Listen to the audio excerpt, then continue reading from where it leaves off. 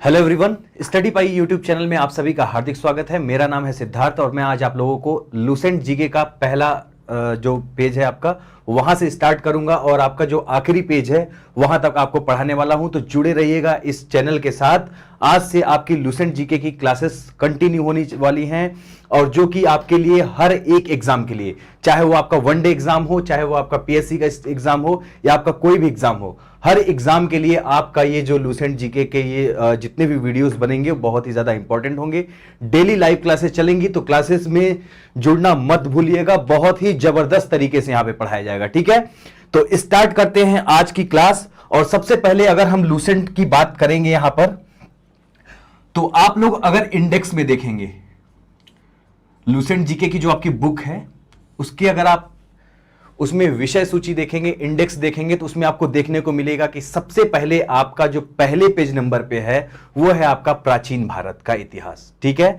Ancient history सबसे आपके starting में दिया हुआ है, प्राचीन भारत का इतिहास। आप सभी लोगों को पता है कि जो आपका हिस्ट्री है, इतिहास है, वो कितने पार्ट में डिवाइड है? वो आपका 3 पार्ट में डिवाइड है। कितने पार्ट्स में डिवाइड है? 3 पार्ट्स में उसको डिवाइड किया गया है। पहला पार्ट आपका कौन सा है? पहला आपका है प्राचीन भारत, जो आज हम पढ़ेंगे।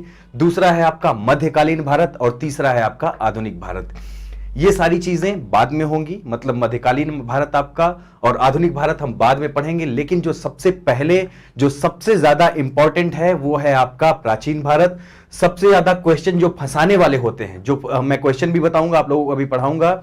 जितनी भी चर्चाएं होंगी, जितनी भी चीजें हम पढ़ेंगे उसमें हम क्वेश्चंस को इंक्लूड करेंगे और आपको यह भी बताते चलेंगे कि क्वेश्चन कहां कहां से पूछे जाते हैं, कौन कौन से पॉइंट से आपके क्वेश्चन पूछे जाएंगे। तो आज का जो ये सेशन है बहुत ही जबरदस्त होने वाला है। सभी लोग वीडियो को लाइक कर दें और अपने दोस्तों के साथ जो तैयारी कर रहे हैं उनको शेयर कर दें, ठीक है। हेलो स्पर्श,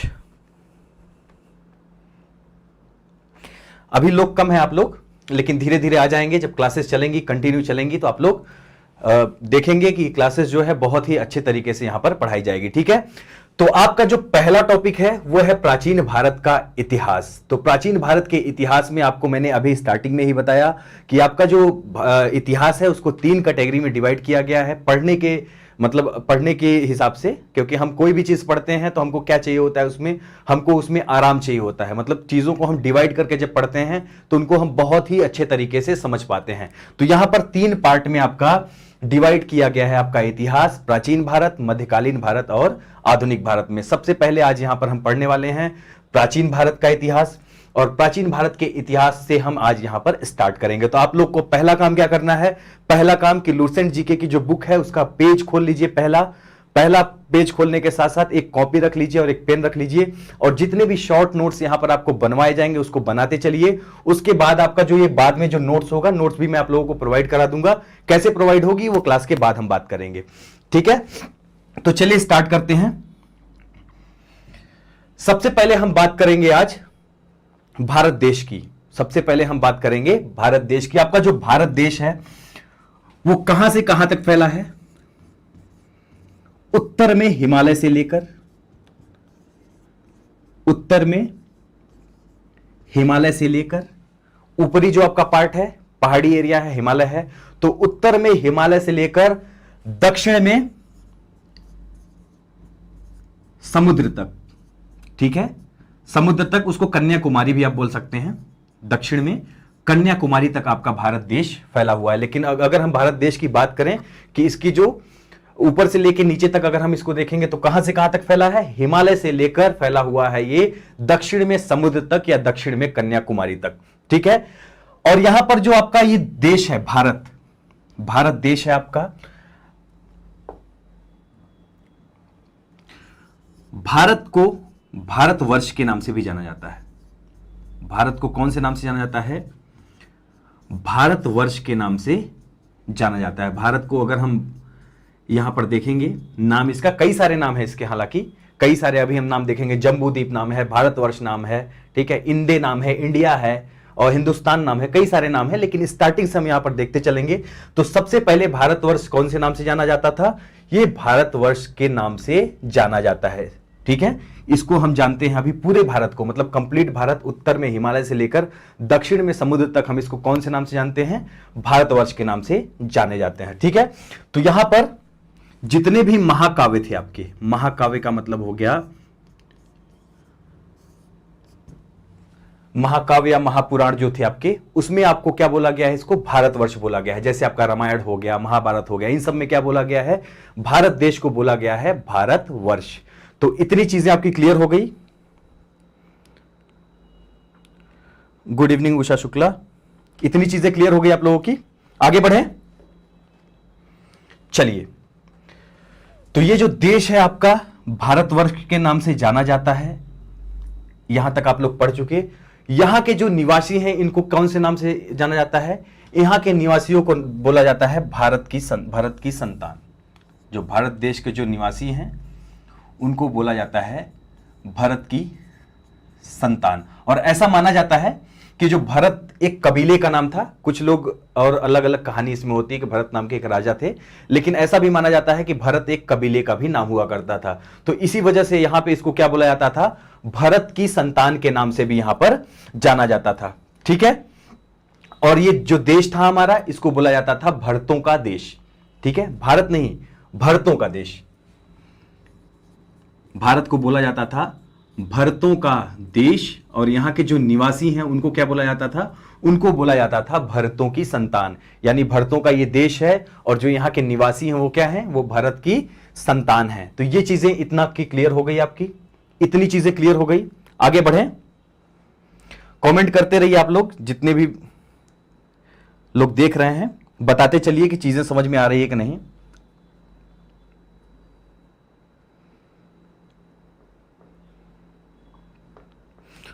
Usha Shukla, thank you so much.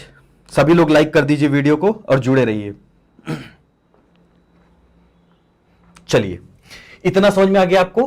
प्राचीन भारत जो इतिहास हम पढ़ रहे हैं यहां पे सबसे पहले बात की गई है कि भारत देश की। तो भारत उत्तर में हिमालय से लेके दक्षिण में समुद्र तक फैला हुआ एक देश है, और इस देश को पुराणों में या महाकाव्य में भारतवर्ष के नाम से जाना जाता था। भारतवर्ष के नाम से ये विख्यात था।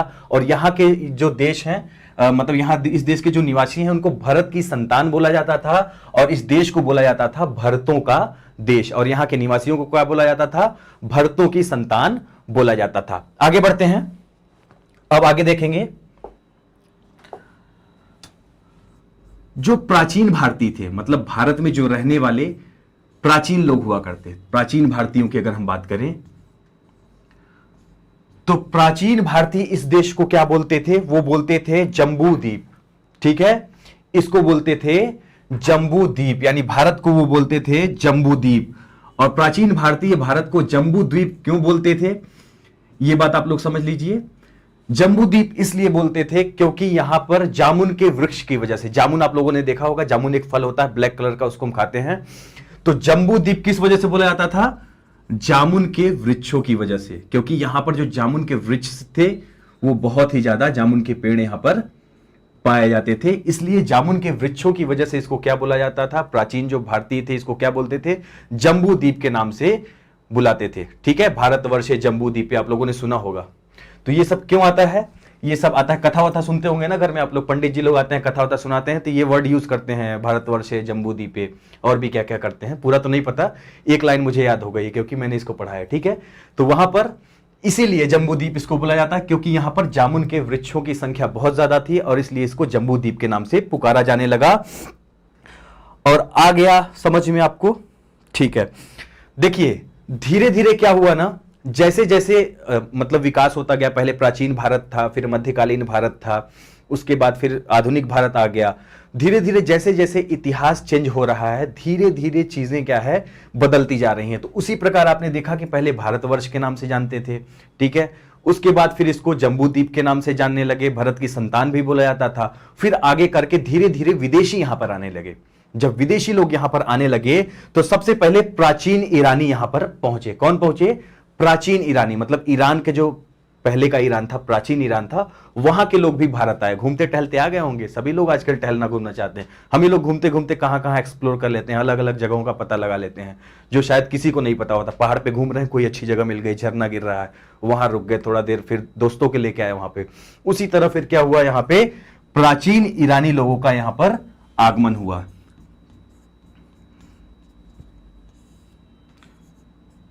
प्राचीन ईरानी लोग, और जब प्राचीन ईरानी लोग यहां पर आए तो उन्होंने सिंधु नदी के नाम पर इसको हिंदू कहना स्टार्ट कर दिया। यहां पर सिंधु नदी बहती थी, तो सिंधु नदी के नाम पर इन्होंने क्या कहना स्टार्ट कर दिया, इसको हिंदू कहना स्टार्ट कर दिया। मतलब भारतवर्ष जो देश था हमारा अब हिंदू के नाम से जाना जाने लगा, क्योंकि जो प्राचीन ईरानी थे सिंधु नदी के नाम पर इसको इन्होंने हिंदू कहना स्टार्ट कर दिया। ठीक है, फिर इसके बाद उसी प्रकार अब आपके आगे आए यूनानी। यूनानी लोग आ गए। यूनान क्या है, ग्रीक के लोग आए, जो भी ग्रीस है आपका कंट्री, ग्रीस के लोग आए। यूनानियों ने इनको क्या कहा, इंदे कहा। यूनानियों ने क्या कहा, भारत को इंदे कहा। और इंदे के नाम से ही आप लोगों को पता होगा कि जब अंग्रेज भारत आए थे, अंग्रेजों ने इसको इंडिया कहना क्यों स्टार्ट कर दिया। उन्होंने इसको इंडिया कहना स्टार्ट किया था इंदे के नाम पर। जो ये इंदे वर्ड था, यूनानी जो दे के गए थे इंडिया को, इसी इंदे वर्ड के नाम पर अब इसका नाम क्या हो गया, इंडिया हो गया। और इंडिया किसने रखा था, अंग्रेजों ने। समझ में बात आ गई आप लोगों को। इंदी जो वर्ड था, हर वर्ड, जितने भी वर्ड वहां यहां पर हैं, सभी अगर अंग्रेजों की बात करें हम तो कोरिलेट करते हैं। जैसे हम लोग नेम बोलते हैं, नेम को अगर अंग्रेज बोलते हैं नैम, ऐसे करके बोलते हैं, ठीक है, तो उसको नाम वर्ड दे दिया गया। हॉस्पिटल को हॉस्पिटल बोलते थे, वो तो अस्पताल बोलने लगे लोग। तो काफी चीजें अंग्रेजों के जो इंग्लिश वर्ड हैं और हमारे जो हिंदी वर्ड हैं वो एक दूसरे से को रिलेट करते हैं। और इसका रिलेट करने का कारण यही है कि वो जो चीज बोलते थे, इंडिया के जो लोग थे उसको अपने तरीके से बोलते थे, अपने एसेंट में बोलते थे, और वो वर्ड फिर चेंज होके इंडियन एसेंट में बदलता गया। जैसे आपका अस्पताल हो गया, रियल में उसको चिकित्सालय बोलते हैं, लेकिन अस्पताल हम लोग बोलते हैं, जनरल वर्डों में हम लोग यूज करते हैं उसको। इसलिए यूज करते हैं क्योंकि वो एसेंट हमने अंग्रेजों से ग्रहण कर लिया है। तो उसी प्रकार जो यूनानियों ने इसको इंदे कहा, और इंदे जब यूनानियों ने इसको कहा तो आगे चलकर अंग्रेज आए और इन्होंने इसको फिर क्या कर दिया, इंडिया नाम से संबोधित करना शुरू कर दिया। ठीक है, आगे बढ़ते हैं अब। उसके बाद इंदे के बाद फिर अरब लोग आए थे। अरब लोगों ने क्या कहा, इसको हिंद कहा। अरब लोगों ने इसको हिंद कहा, और बस इतनी स्टोरी थी इसकी। अरब लोगों ने इसको हिंद कहा। फिर जैसे जैसे मध्यकाल आया, फिर मध्यकाल में भारत को क्या कहा जाने लगा, हिंदुस्तान। मध्यकाल में क्या हो गया, अब ये हिंदुस्तान हो गया। तो भारत को हिंदुस्तान के नाम से भी जाना जाता है, भारत के नाम से भी जाना जाता है, इंडिया के नाम से भी जाना जाता है। और मध्यकाल में हिंदुस्तान नाम हो गया। फिर आधुनिक भारत आया आपका, अंग्रेज आए, अंग्रेजों ने फिर यहां से यूनानी वर्ड इंडे से चुरा कर इन्होंने इंडिया कहना स्टार्ट कर दिया। तो इतनी बात आप लोगों को समझ में आ गई प्रॉपर। अब हम आगे बढ़ते हैं अपने मेन टॉपिक की ओर। ये था आपका पूरा इतिहास, मतलब प्राचीन इतिहास, जो आपका देश है भारत, उसकी शुरुआत कैसे हुई, मतलब कौन कौन से लोग आए, उसका नामकरण कैसे कैसे किया, अलग अलग लोग यहां पर आए। तो इन सारी चीजों को हमने यहां पर देखा स्टार्टिंग से। अब हम बात करेंगे, अब आगे बात करेंगे सबसे इंपॉर्टेंट और जो आज के लेक्चर का सार है, मतलब आज के लेक्चर में जो मेन इंपॉर्टेंट चीजें हैं उसको अब हम डिस्कस करने वाले हैं। अभी तक जो चीजें पढ़ रहे थे हम, वो क्या थी, वो सारी चीजें थी आपकी एक भूमिका की तरह हम पढ़ रहे थे। जब भी हम कोई टॉपिक स्टार्ट करते हैं तो उसके पहले हम एक कहानी बनाते हैं। उस कहानी को पूरा जब हम विश्लेषण कर लेते हैं, उसके बाद फिर हम अपने मेन टॉपिक को स्टार्ट करते हैं। ठीक है, आगे बढ़ें।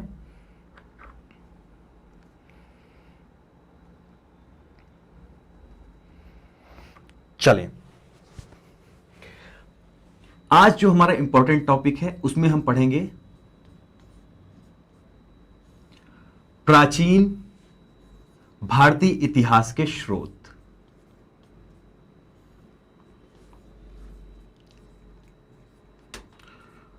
प्राचीन इतिहास के स्रोत। अब यहां पर समझिएगा, हम लोग अभी जिस दौर में खड़े हैं, हम लोग यहां पर खड़े हैं, हमको कैसे पता चला कि 1000, 2000, 4000, 10,000 साल पहले क्या होता था? कैसे पता चलेगा?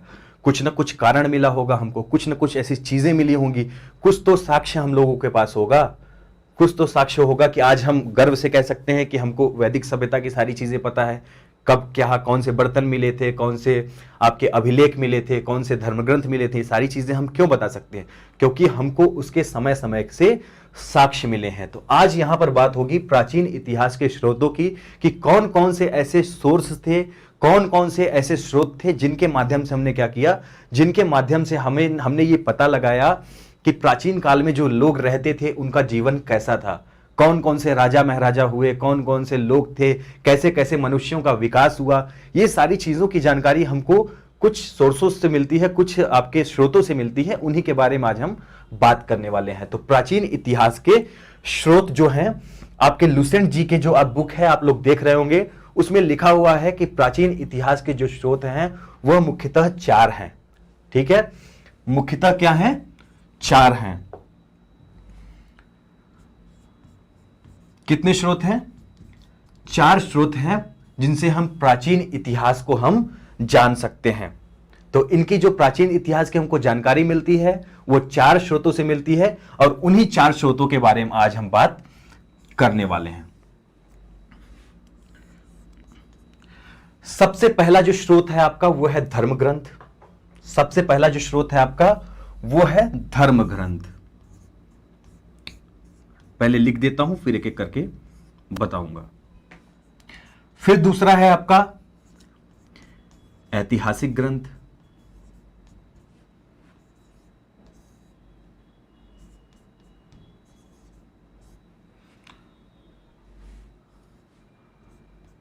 फिर है आपका पुरातत्व संबंधी साक्ष्य।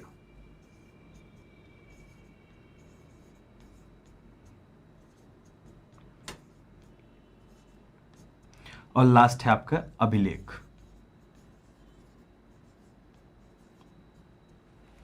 ठीक है, एक सेकंड, ये पुरातत्व संबंधी साक्ष्य के पहले आपका है विदेशी यात्रियों का विवरण। ठीक है, इसको मैं मिटा लेता हूं। यहां पर है आपका विदेशी यात्रियों का विवरण।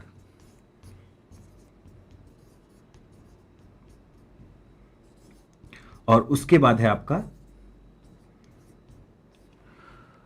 पुरातत्व संबंधी साक्ष्य, उसमें अभिलेख भी आपका आता है। पुरातत्व संबंधी साक्ष्य। ठीक है, तो आपके जो 4 स्रोत हैं जिनके माध्यम से आपको आपके प्राचीन इतिहास की जानकारी मिलती है वो इस प्रकार हैं। पहला है आपका धर्म ग्रंथ, फिर है आपका ऐतिहासिक ग्रंथ, फिर है विदेशी यात्रियों का विवरण, और चौथा है आपका पुरातत्व संबंधी साक्ष्य। ठीक है, तो इसमें आपका जो पहला है धर्म ग्रंथ, पहला है आपका धर्म ग्रंथ, इसमें हम क्या क्या पढ़ेंगे? इसमें हम वेदों के बारे में पढ़ेंगे, वेदांत के बारे में पढ़ेंगे, पुराण के बारे में पढ़ेंगे, उपनिषद के बारे में पढ़ेंगे। इन सब चीजों के बारे में हम यहां पर पढ़ने वाले हैं धार्मिक ग्रंथ में, जो धर्म ग्रंथ है। ऐतिहासिक ग्रंथ में आपका है जैसे आपका राजतरंगिणी है, कल्हड़ की एक किताब है ये राजतरंगिणी, ये ऐतिहासिक ग्रंथ है, इसके बारे में हम पढ़ेंगे। उसके अलावा आपका कल्पसूत्र है, कथा वस्तु है, और भी सारी हैं। कल्पसूत्र हो गया आपका, कथा वस्तु हो गया, इन सब के बारे में हम आगे पढ़ेंगे। अभी हम स्टार्टिंग में पढ़ेंगे धर्म ग्रंथ, लेकिन अभी मैं आपको एक ग्राफ के रूप से समझा दे रहा हूं। तो धर्म ग्रंथ में आपका आता है वेद, वेदांत, पुराण, उपनिषद। उसके अलावा एक आरण्यक भी है, आपके बुक में शामिल नहीं है, लुसेंट की बुक में आरण्यक नहीं दिया है, लेकिन मैं लास्ट में आप लोगों को बता दूंगा। ऐतिहासिक ग्रंथ राजतरंगिणी, कल्पसूत्र और कथा वस्तु, इनके बारे में पढ़ेंगे। विदेशी यात्री जैसे आपके चीनी यात्री आए थे, ठीक है, फाहियान लोग आए थे, इन सब के, या अरबी लेखक आए, अरबी यात्री आए थे, इन सब के बारे में भी हम पढ़ेंगे। उसके अलावा आपका पुरातत्व संबंधी जो साक्ष्य है, इसमें आपका अभिलेख वगैरह के बारे में हम पढ़ेंगे। इसमें हम अभिलेख के बारे में पढ़ेंगे कि कौन कौन से अभिलेख थे आपके। एरण अभिलेख हो गया आपका, ठीक है, शाहगौरा अभिलेख हो गया, इन सब के बारे में हम जानकारी यहां पर इकट्ठा करेंगे, इनके बारे में हम पढ़ेंगे। लेकिन उससे पहले सबसे पहले हम यहां पर पढ़ेंगे आज धर्म ग्रंथ के बारे में। सबसे पहले हम पढ़ेंगे धर्म ग्रंथ के बारे में।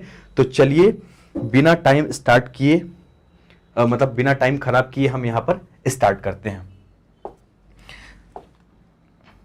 सबसे पहले हम पढ़ रहे हैं वेद। अब मेन टॉपिक आज का स्टार्ट हो गया है। जो लोग अभी नहीं आए हों वो जल्दी जल्दी आ जाएं, सारे लोग, सभी लोग आ जाएं।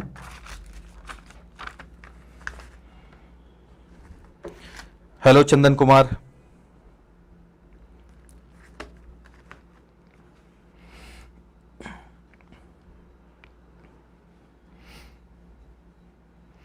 चलिए स्टार्ट करें।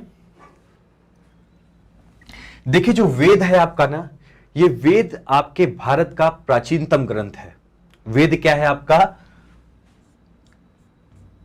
प्राचीनतम ग्रंथ, सबसे पुराना। प्राचीन का मतलब होता है पुराना। तो वेद क्या है? आपका प्राचीनतम ग्रंथों में से एक है, मतलब सबसे प्राचीन जो आपका ग्रंथ है वो क्या है आपका? वेद। और वेद के अगर हम अर्थ की बात करें तो वेद का जो अर्थ होता है वो होता है ज्ञान। वेद का अर्थ क्या होता है? ज्ञान होता है, नॉलेज होता है। और वेद क्या है? आपके प्राचीनतम ग्रंथ हैं। और वेदों की रचना किसके द्वारा की गई, यानी संकलनकर्ता कौन थे इसके? संकलनकर्ता थे इसके महर्षि कृष्ण द्वैपायन वेदव्यास। तो कौन थे संकलनकर्ता? महर्षि कृष्ण द्वैपायन वेदव्यास। तो वेद का जो अर्थ होता है वो ज्ञान होता है। ये भारत का प्राचीनतम ग्रंथ है। इसके संकलनकर्ता कौन है? महर्षि कृष्ण द्वैपायन वेदव्यास। और जो आपके वेद है ना, वेदों की संख्या कितनी है? संख्या 4 है। वेदों की कुल संख्या कितनी है? 4 है। और इन चारों वेदों को क्या कहा जाता है? इन चारों वेदों को कहा जाता है संहिता। चारों वेदों को क्या कहा जाता है? संहिता कहा जाता है।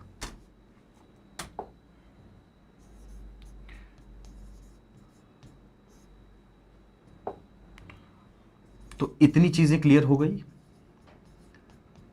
सबसे पहला चीज, वेद की बात हम कर रहे हैं। वेद क्या है? वेद का अर्थ होता है ज्ञान।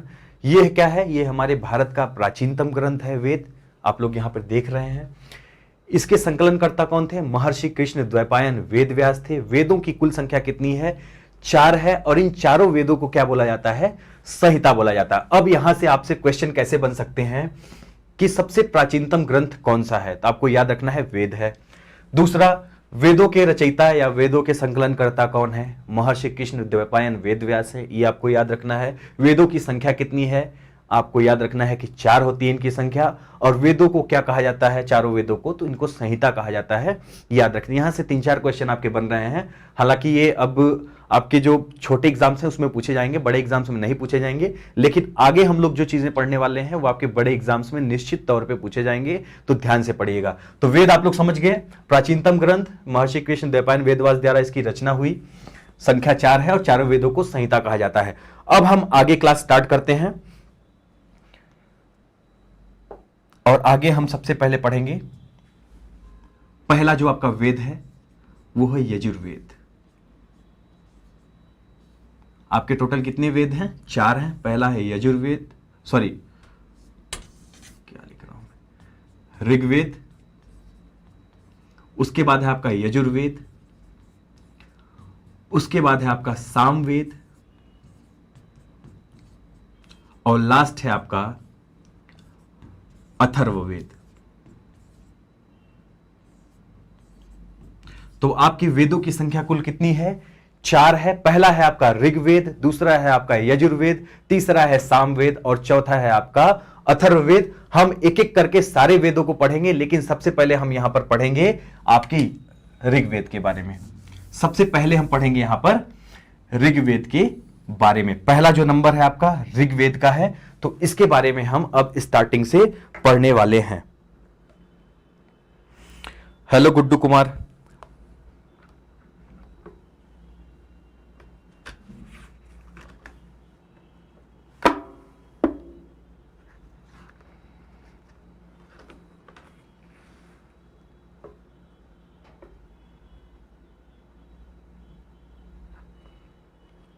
चलिए,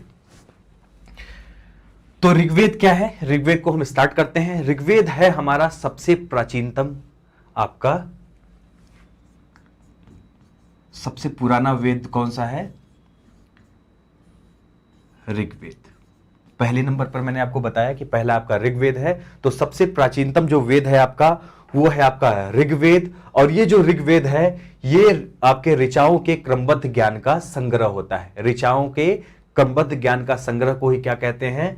ऋग्वेद कहते हैं। और ऋग्वेद इसीलिए जाना जाता है क्योंकि इसमें जो ऋचाएं हैं ना, इसमें ऋचाओं के क्रमबद्ध ज्ञान का संग्रह है। ऋचाओं का मतलब मंत्र से आप समझ सकते हैं। तो यहां पर ऋचाओं के क्रमबद्ध ज्ञान का संग्रह किया गया है आपके ऋग्वेद में। और ऋग्वेद क्या है? प्राचीनतम वेद है। इसमें क्या है आपके? इसमें आपके 10 मंडल हैं। कितने मंडल हैं ऋग्वेद में आपके? बताते जाइए सब लोग। इसमें कितने मंडल हैं? इसमें टोटल है 10 मंडल, 1028 सूक्त, सूक्त का मतलब सूत्र भी होता है, और 10,462 ऋचाएं। देख लीजिए ऋचाएं कितनी ज्यादा है, 10,462। और इसीलिए इसको बोला जाता है ऋचाओं के क्रमबद्ध ज्ञान का संग्रह ऋग्वेद में किया गया है, क्योंकि इसमें 10,462 ऋचाएं लिखी हुई हैं और बहुत ही क्रमबद्ध तरीके से लिखी हुई हैं। तो प्राचीनतम वेद आपका ऋग्वेद है। इसके अलावा ऋचाओं के क्रमबद्ध ज्ञान का संग्रह होता है। इसमें 10 मंडल, 1028 सूक्त तथा 10,462 आपकी ऋचाएं होती हैं। याद रखिएगा ऋग्वेद में आपके 10 मंडल हैं। हम एक एक करके देख लेते हैं।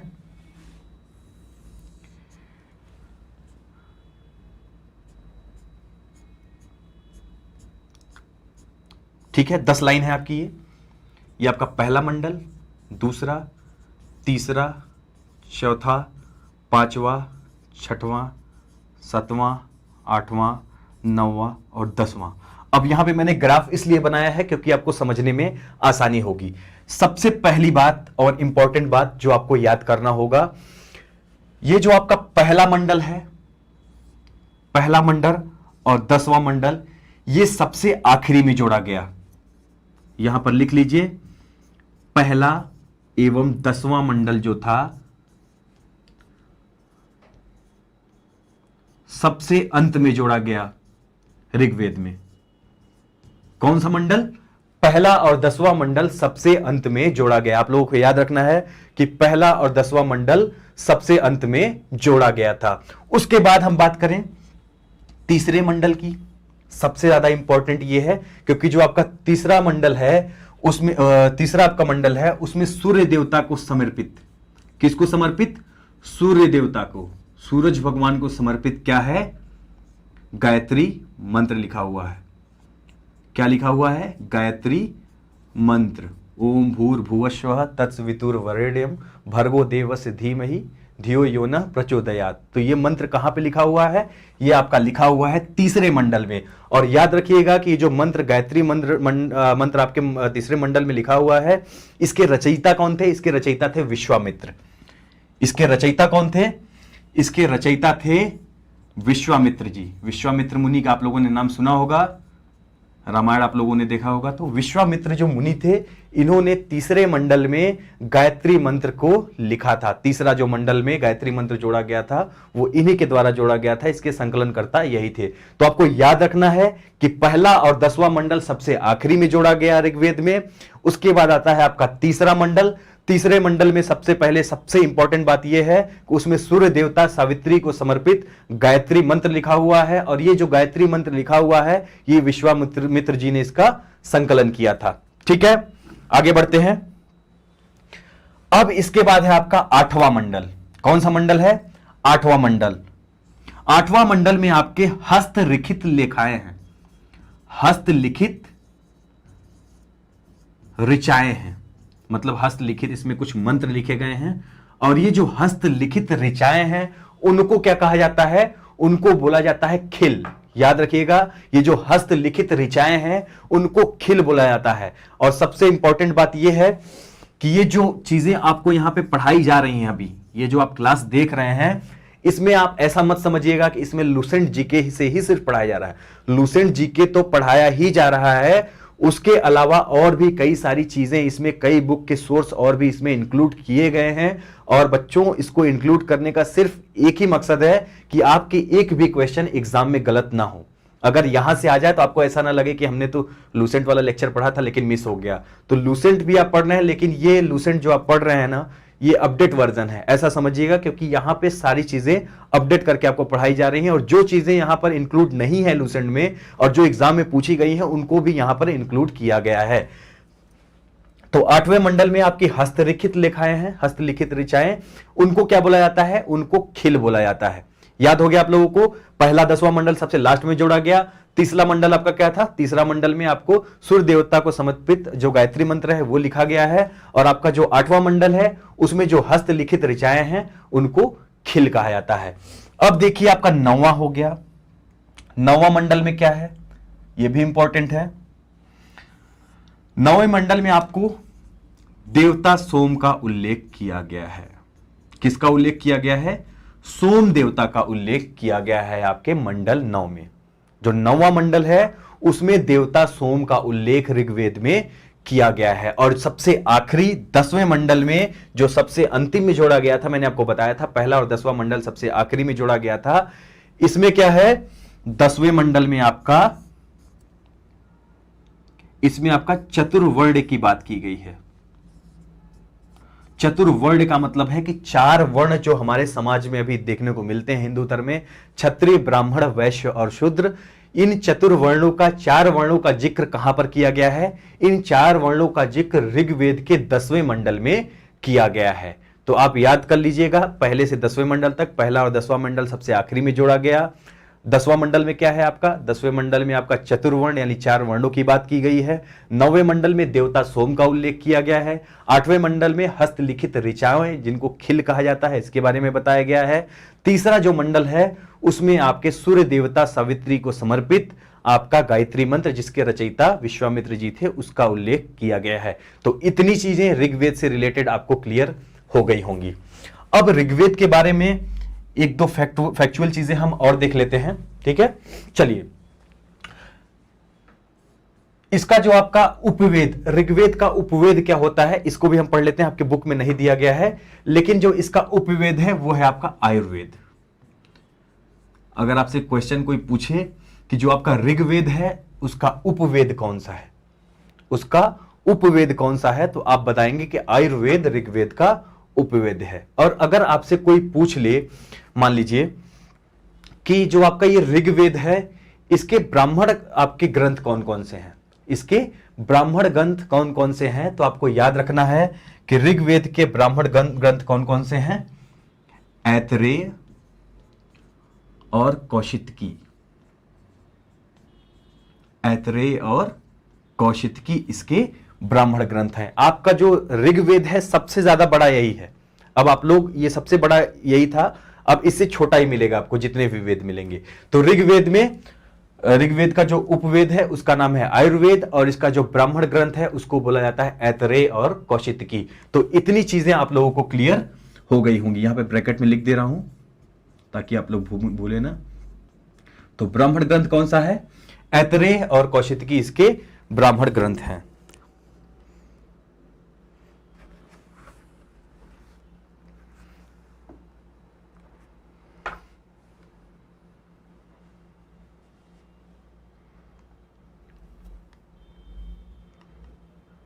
चलिए, अब एक इंपॉर्टेंट बात और बच गई है आपकी कि जो ऋग्वेद जो पाठ करता है, जो पाठ करने वाला होता है, पाठ करता ऋग्वेद का मतलब जो पढ़ता है, उसको क्या बोला जाता है? ऋग्वेद पढ़ने वाले व्यक्ति को क्या बोला जाता है? ये मुझे आपको पहले ही बताना चाहिए था, लेकिन मैंने नहीं बताया था, क्योंकि लास्ट में बताऊंगा, क्योंकि लास्ट में आपको मुझे आपका ये उपवेद भी बताना था और ब्राह्मण ग्रंथ भी बताना था, इसलिए मैंने इसको लास्ट में इंक्लूड कर दिया था।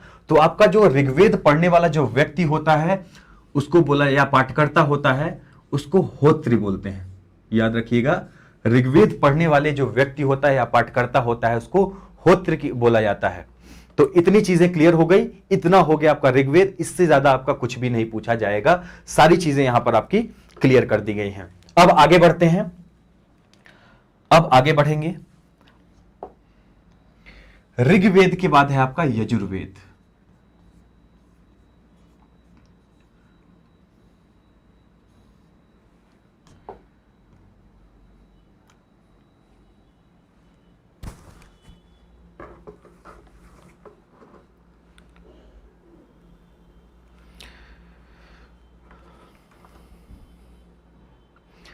हर्ष सर मेरी बात सुन रहे हो तो पानी भिजवा दें, पानी भिजवा दीजिए एक बार, गला सूख रहा है। ठीक है, चलिए यजुर्वेद अब हम पढ़ेंगे। यजुर्वेद में जो सबसे ज्यादा बात की गई है वो यज्ञ की बात की गई है, क्योंकि जो यजुर्वेद होता है इसमें यजु जो आपका है, यजु का अर्थ होता है यज्ञ। यजु का अर्थ क्या होता है? यज्ञ होता है, और इसीलिए इसको बोला जाता है यजुर्वेद। और यहां पर एक चीज और याद रखिएगा कि जो आपका यजुर्वेद है इसमें सबसे इंपॉर्टेंट बात यह है कि यजुर्वेद में यज्ञों के बारे में सारी बात की गई है। ठीक है, मतलब यज्ञों के जितने भी नियम हैं, विधि विधान हैं, सारी चीजों को यहां पर संकलित किया गया है। तो याद रखिएगा कि यजुर्वेद में क्या किया गया है, यज्ञों के नियम वो विधि विधान की बात की गई है।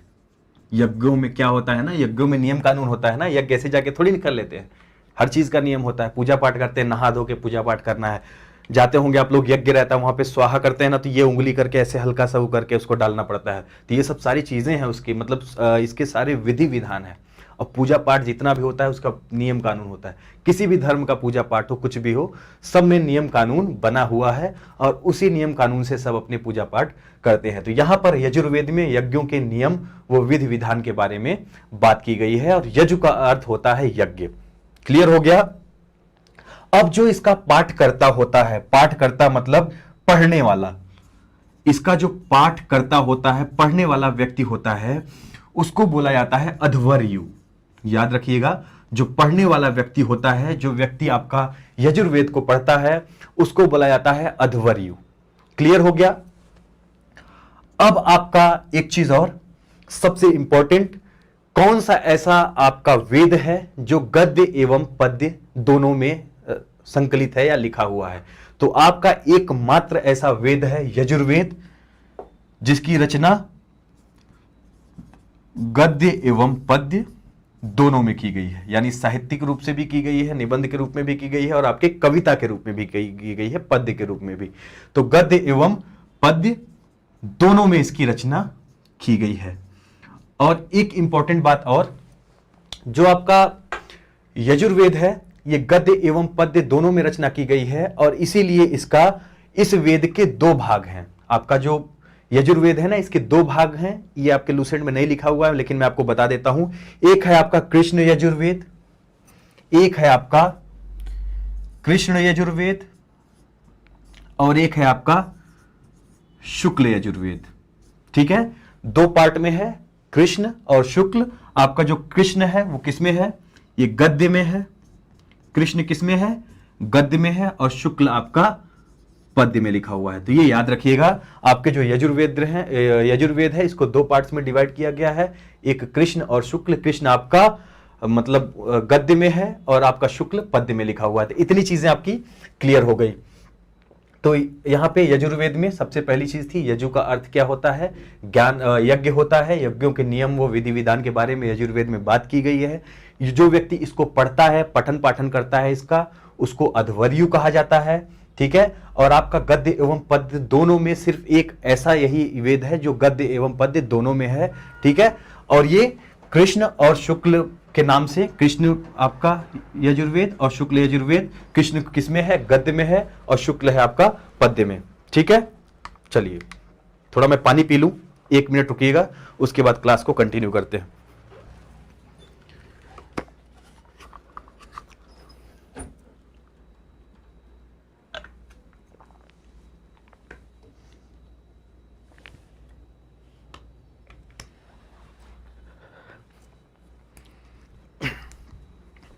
ठीक है, thank you so much time देने के लिए।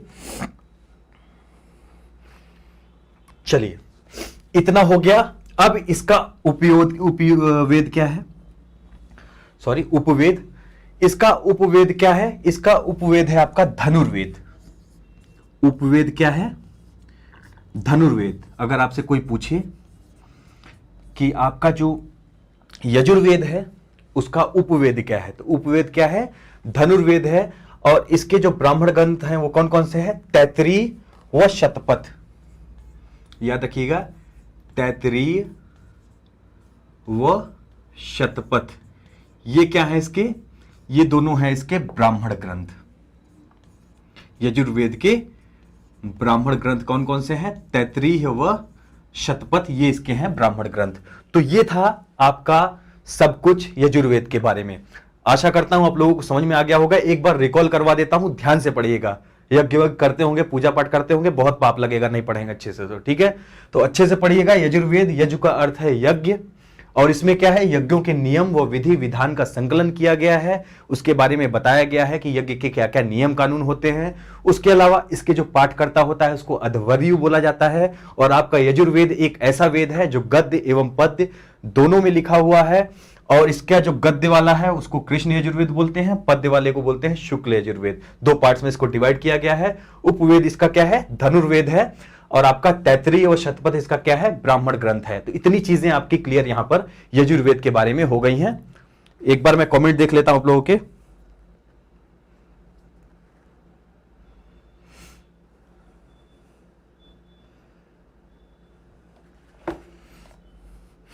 कानपुर वाले भैया पढ़ाई करिए, आप कमेंट कमेंट मत खेलिए।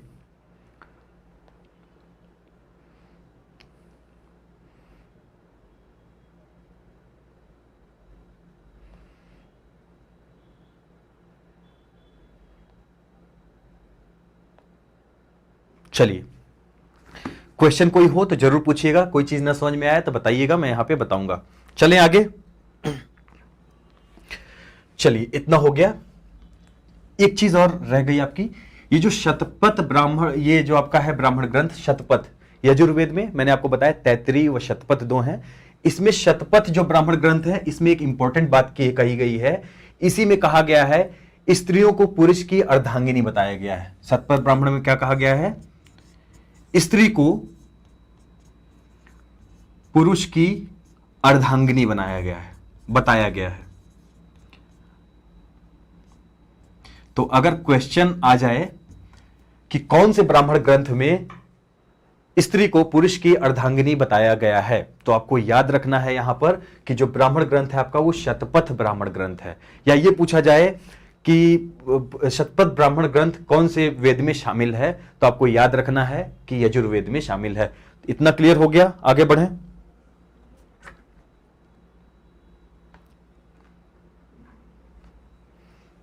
आगे बढ़ते हैं। अब देखिए, एक चीज आपके लुसेंट की किताब में और दी गई है। उसमें आपको ईस्वी और ईसा पूर्व के बारे में समझाया गया है कि ईस्वी क्या होता है, ईसा पूर्व क्या होता है। तो उसको हम समझ लेते हैं, थोड़ा सा ज्यादा टाइम नहीं लगेगा, 30-40 सेकंड में हम लोग समझ लेंगे। लाइन है यहां पे खींच के आप लोग समझा दे रहा हूं, समझ में आ जाएगा।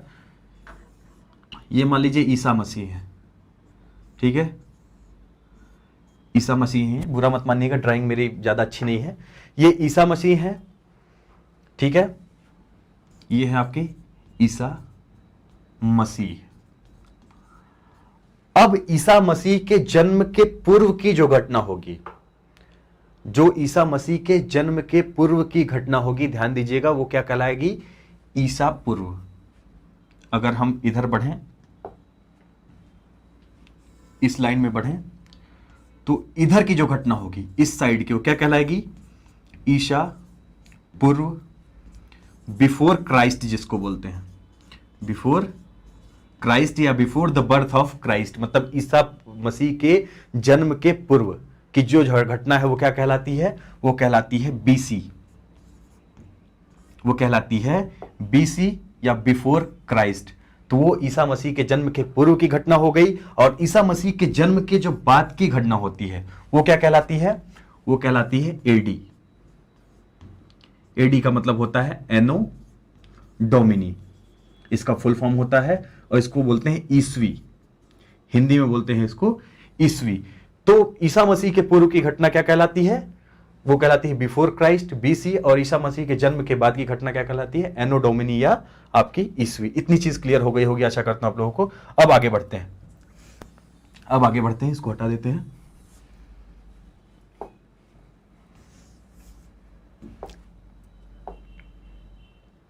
यजुर्वेद तक हमने पढ़ लिया, अब हम पढ़ेंगे सामवेद के बारे में।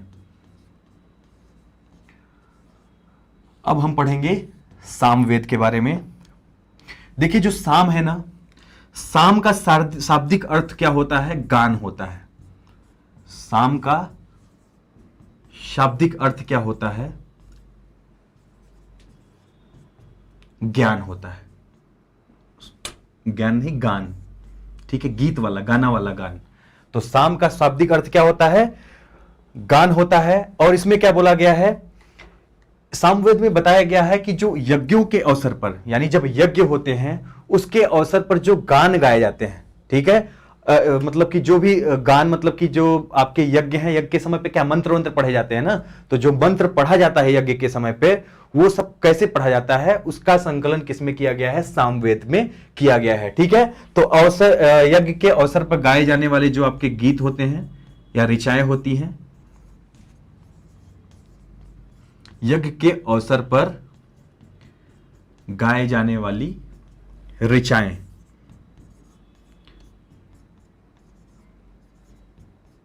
उसका संकलन कहां किया गया है? उसका संकलन किया गया है आपके सामवेद में। और सामवेद को ही भारतीय संगीत का जनक कहा जाता है। बहुत इंपॉर्टेंट है, भारतीय संगीत का जनक किसको बोला जाता है? सामवेद को। तो याद रखिएगा, सामवेद भारतीय संगीत का जनक है। बप्पी लहरी लगा के मत चले आइएगा अगर एग्जाम में आए। भारतीय संगीत का जनक कौन है? सामवेद है। इस बात को आपको याद रखना है। आगे बढ़ें। आपका जो सामवेद पढ़ने वाला जो व्यक्ति होता है उसको क्या बोलते हैं? सबसे पहले ऋग्वेद था, उसको बोलते हैं थे होत्री, ठीक है। उसके बाद था आपका यजुर्वेद, उसके जो पढ़ने वाला पाठकर्ता था उसको अध्वर्यु बोलते थे। लेकिन सामवेद को जो पढ़ने वाला है उसको क्या बोलते हैं? उसको बोलते हैं उद्गाता। क्या बोलते हैं? उद्गाता। यानी जो सामवेद को पढ़ता है, सामवेद का पाठ करता है, उसको क्या बोलते हैं? उसको बोलते हैं उद्गाता। चलिए, सामवेद का उपवेद क्या है? यहां लिख दे रहा हूं ऊपर। इसका उपवेद क्या है? उपवेद है आपका गंधर्व वेद। क्या है उपवेद? गंधर्व वेद। सामवेद का उपवेद क्या है? गंधर्व वेद है। और आपका ब्राह्मण ग्रंथ क्या है? पंचविश और जैमिनी। पंचविश और जैमिनी, आप लोग यहां पे स्क्रीनशॉट ले सकते हैं। पंचविश और जैमिनी क्या है? यहां पे ब्राह्मण ग्रंथ होते हैं आपके सामवेद के। तो इतना क्लियर हो गया। ये सारी चीजें जो आपके उपवेद हैं, ब्राह्मण ग्रंथ हैं, आपको नहीं मिलेगा लुसेंट में, ठीक है, बाद में मिल सकता है, लेकिन अभी तो स्टार्टिंग में तो नहीं मिलेगा कहीं पे। तो इसको आप वेद के साथ ही पढ़ते चलेंगे तो आपको प्रॉपर यहां पर याद रहेगा। तो सामवेद भी आपका यहां से क्लियर हो गया। अब आगे बढ़ेंगे, आगे बढ़ेंगे।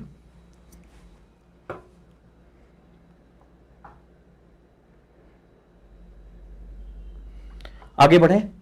अगला है अथर्ववेद।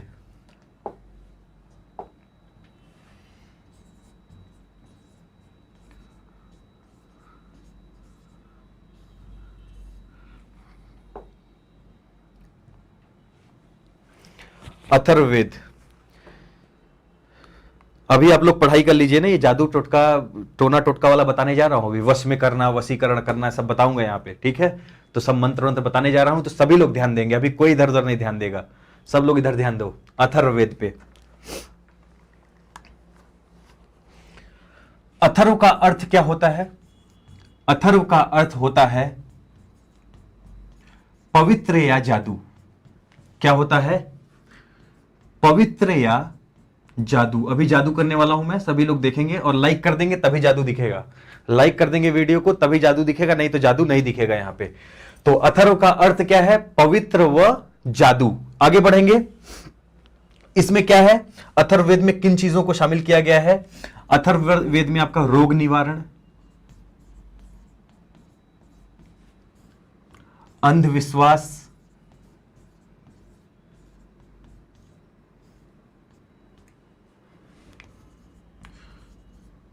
जादू टोना टुटका जो भी होता है आदि को शामिल किया गया है। तो अथर्ववेद किससे संबंधित है? ये आपके अंधविश्वासों से संबंधित है। अंधविश्वास जितने भी थे उनके बारे में बात यहां पर की गई है, रोग निवारण की बात की गई है, जादू टोना टुटका आदि वशीकरण वगैरह जो होता है, औषधि वगैरह के बारे में यहां पर बात की गई है आपके अथर्ववेद में। तो आप लोग याद रखेंगे अथर्ववेद में किसके बारे में बात की गई है? जादू टोना याद रखेंगे तो याद रहेगा, वशीकरण, जादू टोना टुटका, रोग निवारण, इन सब की बात कहां की गई है? अथर्ववेद में इसकी बात की गई है।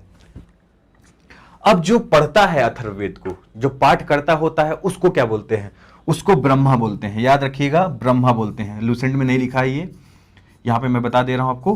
पाठकर्ता को क्या बोला जाता है? ब्रह्मा बोला जाता है। तो आपका अथर्ववेद जो पढ़ता है उसको ब्रह्मा कहा जाता है। आगे बढ़े,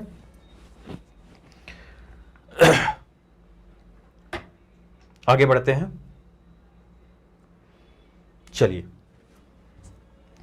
अब देखिए अथर्ववेद का उपवेद क्या है? अथर्ववेद का उपवेद है आपका शिल्पवेद। अथर्ववेद का उपवेद क्या है?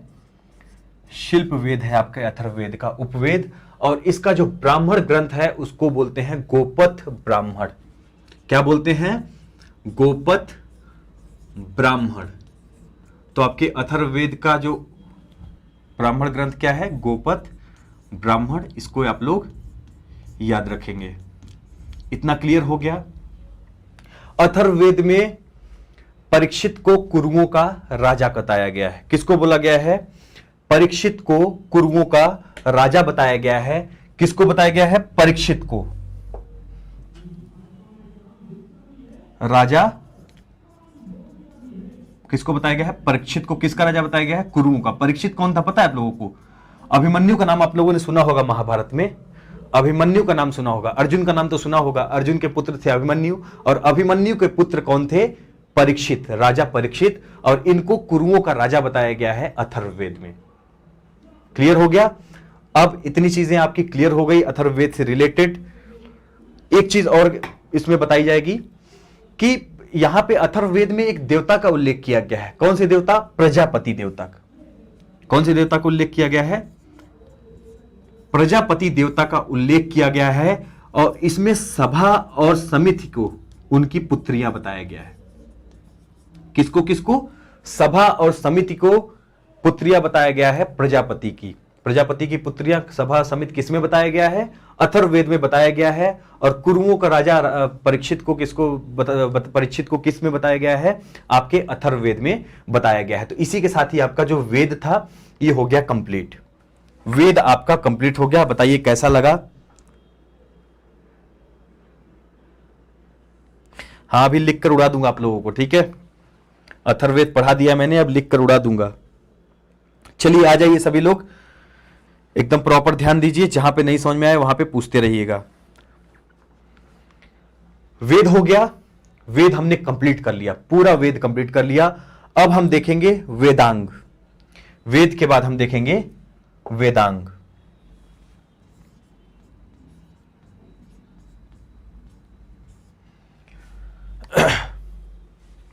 वेद के बाद हम देखेंगे वेदांग।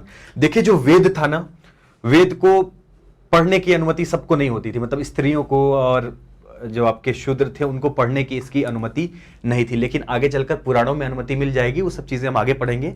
लेकिन अभी हम वेदांग पढ़ रहे हैं। वेदांग क्या था? वेदांग का जो उद्देश्य था, मतलब वेदांग को निर्मित करने का, ठीक है, तो इसको इसीलिए बनाया गया था वेदांग को। इसका मेन जो पर्पस था कि वेदों को सही प्रकार से उच्चारण करने के लिए, ठीक है, वेदों को सही प्रकार से उच्चारण और उनको पढ़ने के लिए, वेदों का सही प्रकार से उच्चारण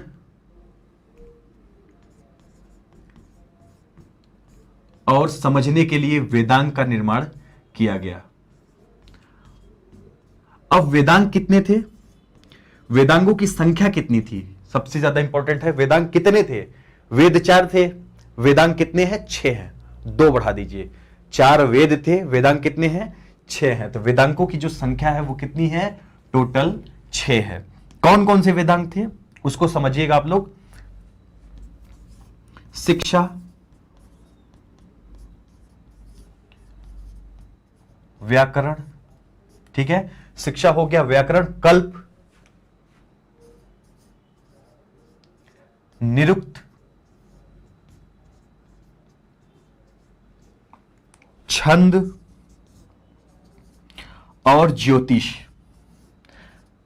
शिक्षा, व्याकरण, कल्प, निरुक्त, छंद और ज्योतिष। वेदों की संख्या, वेदांगों की संख्या कितनी है, 6 है, वेदों की संख्या है 4। वेदांग कौन कौन से हैं, शिक्षा, व्याकरण, कल्प, निरुक्त, छंद और आपके ज्योतिष। ये 6 आपके वेदांग हैं, इनको आप मुंह जबानी याद कर लीजिएगा। क्वेश्चन ऐसे बन सकता है, इनमें से वेदांग नहीं है, यहां पर 3 आपके वेदांग डाल देगा और एक कुछ ऐसा लिख देगा सिमिलर नाम कि आप वहां पे कंफ्यूज हो जाएंगे। तो आपको जब याद रहेगा कि 6 है, शिक्षा, व्याकरण, कल्प, निरुक्त, छंद और ज्योतिष, जब 6 है आपको पूरा मुंहजबानी याद रहेगा तो कितना भी क्वेश्चन घुमा ले कोई फर्क नहीं पड़ता, एग्जामिनर कुछ भी कर ले आप सही उत्तर लगा के आओगे। तो आपके 6 यहां पर वेदांगों की संख्या है। वेदांगों के बारे में बस हम इतना जानते हैं कि वेदांग जो है उनका निर्माण किस लिए किया गया, उनको लिखा गया, बनाया गया इसलिए क्योंकि जो लोग उच्चारण नहीं कर पाते थे ढंग से, अच्छे से पढ़ नहीं पाते थे वेदों को, तो उनको समझने के लिए, सही से उच्चारण करने के लिए वेदांग का निर्माण किया गया। क्लियर हो गया, आगे बढ़ते हैं।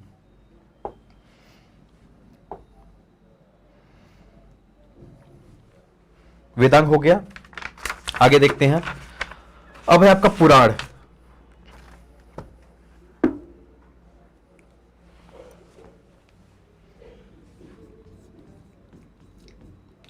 जो आपकी भारतीय ऐतिहासिक कथाएं थी ना, भारतीय ऐतिहासिक कथाओं का सबसे अच्छा विवरण पुराणों में मिलता है। जितनी भी आपकी ऐतिहासिक कथाएं थी, महाभारत, रामायण, जो भी थी आपकी भारतीय ऐतिहासिक कथाएं, उनका सबसे अच्छा विवरण मतलब विस्तृत जानकारी किसमें मिलती है, आपके पुराणों में। संकलनकर्ता कौन था इसका, संकलनकर्ता कौन था इसका, लोमहर्ष थे। लोमहर्ष याद रखिएगा, लोमहर्ष ने इसका संकलन किया था। वह उनके पुत्र, लोमहर्ष के पुत्र थे, उनका नाम था उग्रश्रवा, ठीक है। लोमहर्ष के पुत्र का नाम था उग्रश्रवा, और उग्रश्रवा और लोमहर्ष ने मिलकर क्या किया था, इसको संकलित किया था पुराणों को। तो भारतीय ऐतिहासिक कथाओं का सबसे अच्छा विवरण आपके पुराणों में ही मिलता है, और लोमहर्ष व उनके पुत्र उग्रश्रवा ने इसका निर्माण किया था। पुराण की संख्या कितनी है, 18 है, याद रखिएगा। 4 वेद, 6 वेदांग और 18 आपके पुराण। 4 वेद, 6 वेदांग, 18 पुराण, याद रखिएगा। तो पुराणों की संख्या कितनी है, 18 है। लोमहर्ष व पुत्र उनके उग्रश्रवा ने इसका निर्माण किया था। सबसे प्राचीन, अगर पुराण की बात करें, सबसे प्राचीन के अलावा सबसे ज्यादा प्रामाणिक, प्रामाणिक का मतलब होता है सबसे ज्यादा, मतलब कि उससे हम लोग पूरी तरह से सेटिस्फाई हैं कि मतलब प्रमाण हो चुका है उसका, पूरी तरह से उसका प्रैक्टिकल हो चुका है कि सबसे बढ़िया यही है। तो सबसे ज्यादा प्रामाणिक, सर्टिफाइड व प्राचीन पुराण कौन सा है, मत्स्य पुराण। क्वेश्चन यहां से आता है और आएगा कि सबसे प्राचीन पुराण कौन सा है, तो मत्स्य पुराण लगाना है। सबसे प्रामाणिक पुराण कौन सा है, तब भी आपको यहां पर मत्स्य पुराण ही लिखना है। पुराणों की संख्या 18 है, इसको नहीं भूलेंगे आप लोग। अब देखिए, जो वेदांग पढ़ने की तो अनुमति नहीं थी, लेकिन अब पुराणों को पढ़ने की अनुमति स्त्री और शूद्रों को भी यहां पर मिल गई थी। स्त्री और शूद्रों को भी अब पुराण पढ़ने की अनुमति यहां पर दे दी गई थी, इस बात का ध्यान रखेंगे।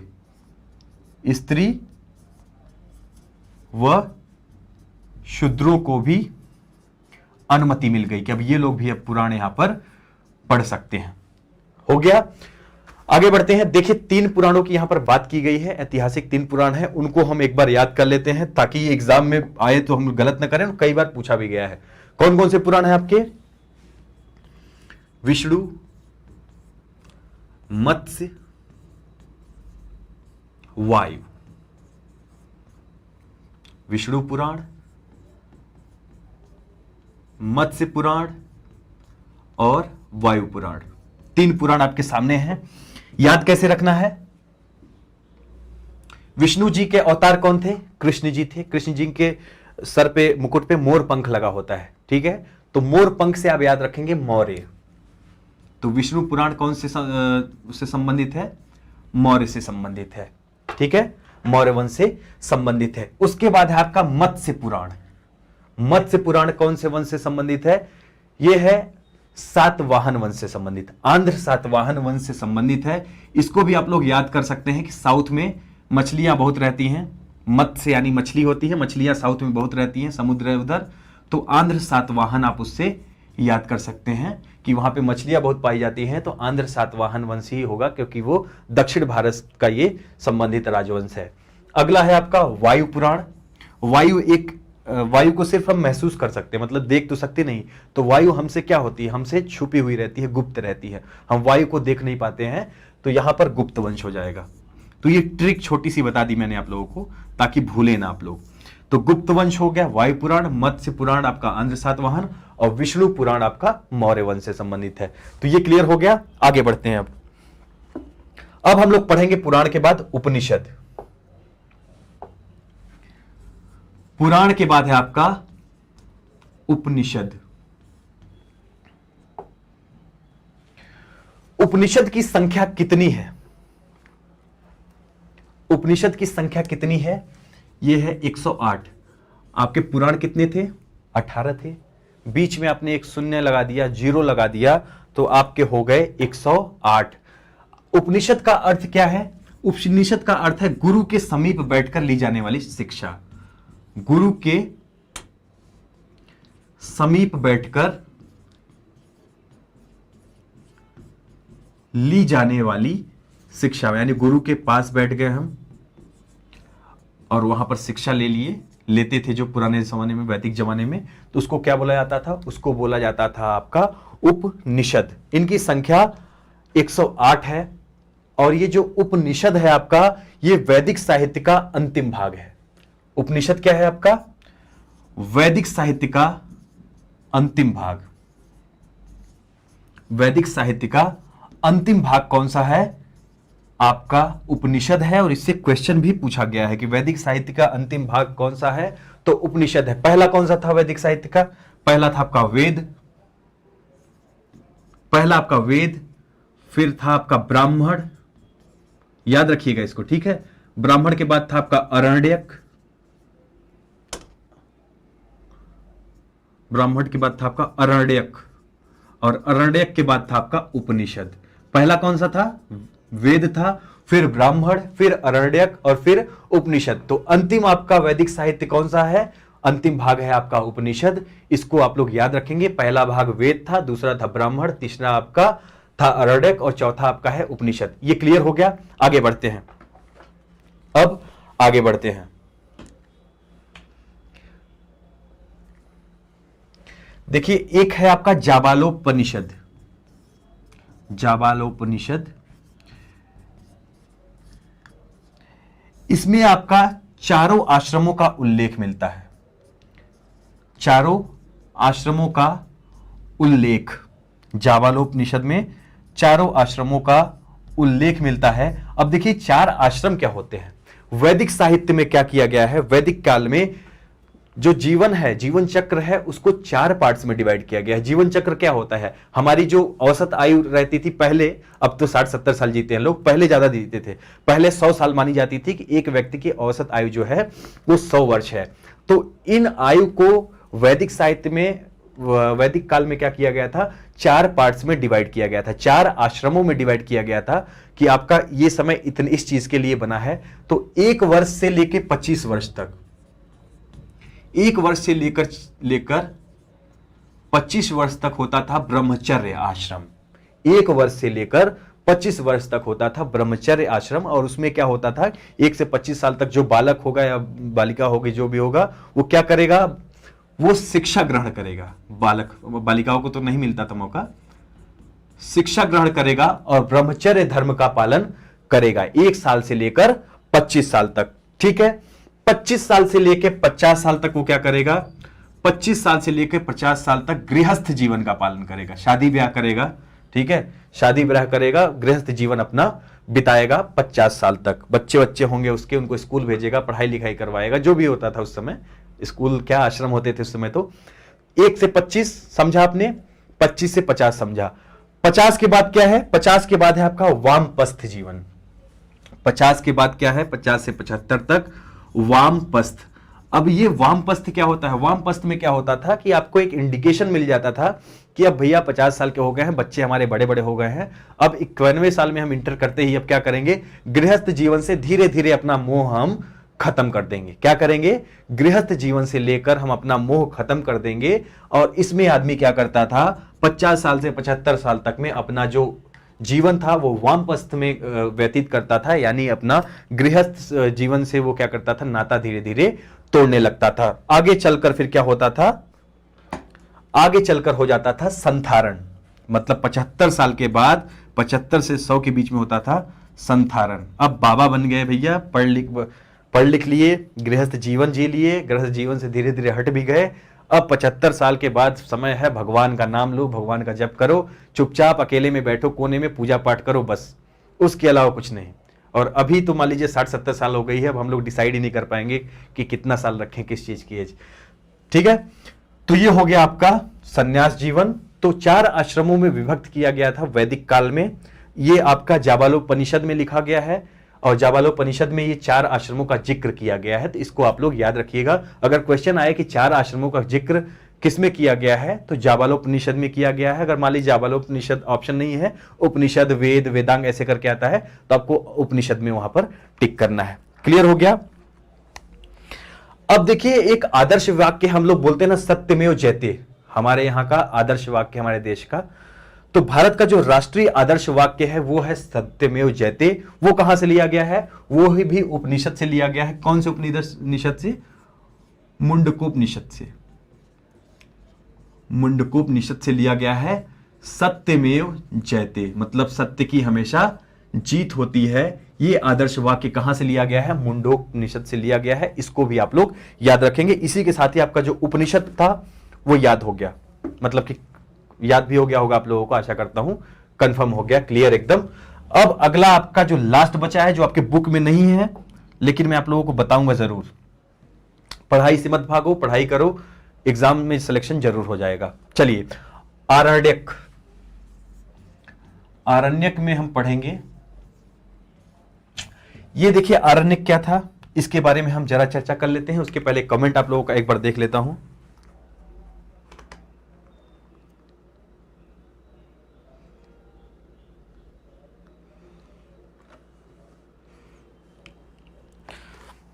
चलिए,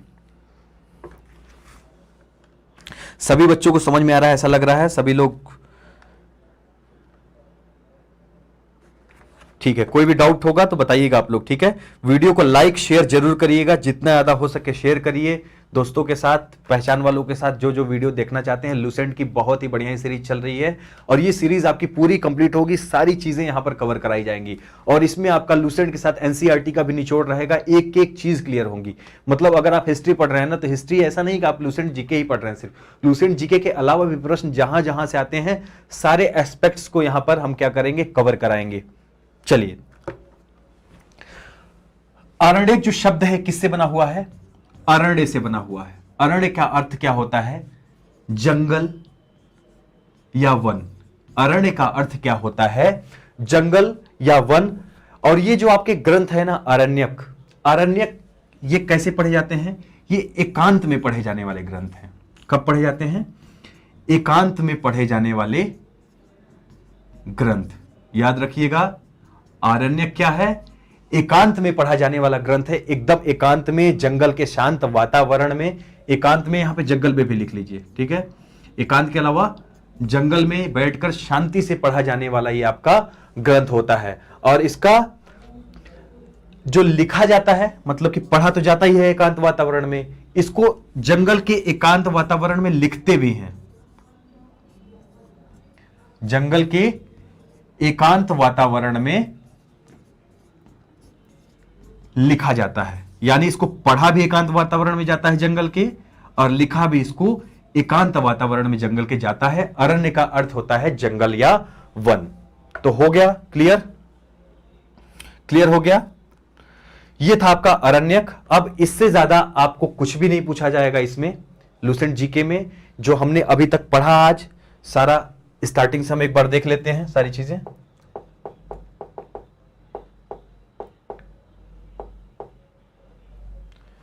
हम लोगों ने पढ़ा था यहां पर, देखिए एक सेकेंड, चलिए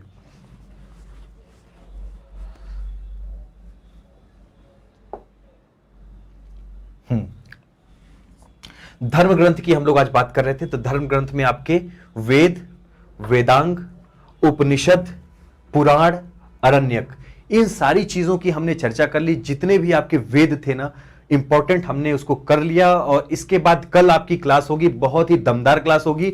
कल भी आप लोग जरूर जुड़िएगा क्लास में, सभी लोग जुड़िएगा। और जो भी डाउट होगा कमेंट सेक्शन में बताइएगा, मैं डाउट दूर करूंगा। और ये क्लासेस रेगुलर होने वाली है। और अगर आपको इन क्लासेस का नोट्स चाहिए तो डिस्क्रिप्शन में आपको लिंक मिलेगा हमारे एप्लीकेशन का, जिसका नाम है स्टडी पाई। जिस नाम से हमारा चैनल है, यूट्यूब चैनल जो आप लोग देख रहे हैं, उसी नाम से ही हमारा एप्लीकेशन है, जिसका नाम है स्टडी पाई, STUDYPIE। आप लोग प्ले स्टोर पे सर्च करिए, वहां जाइए, आपको वहां पे लुसेंट जीके के फ्री ऑफ कॉस्ट PDF मिलेंगे। कोई पैसा नहीं लगेगा, आपको एप्लीकेशन इंस्टॉल करना है और वहां जाकर आपको पढ़ना है। और ये जो सीरीज चल रही है लुसेंट जीके की, ये हमेशा चलेगी, ऐसे ही चलेगी। और आपका पूरा लुसेंट जीके बहुत ही प्रॉपर वे में एक एक चीज यहां पर कंप्लीट कराई जाएगी। तो ध्यान से पढ़िए और जुड़े रहिए इस क्लास में, लगातार आइए। डेली आपको यहां पर 7 बजे क्लासेस मिलेंगी, तो कंटिन्यू जुड़े रहिएगा। तो मिलते हैं अगले लेक्चर में, तब तक के लिए धन्यवाद, नमस्कार, थैंक यू वेरी मच।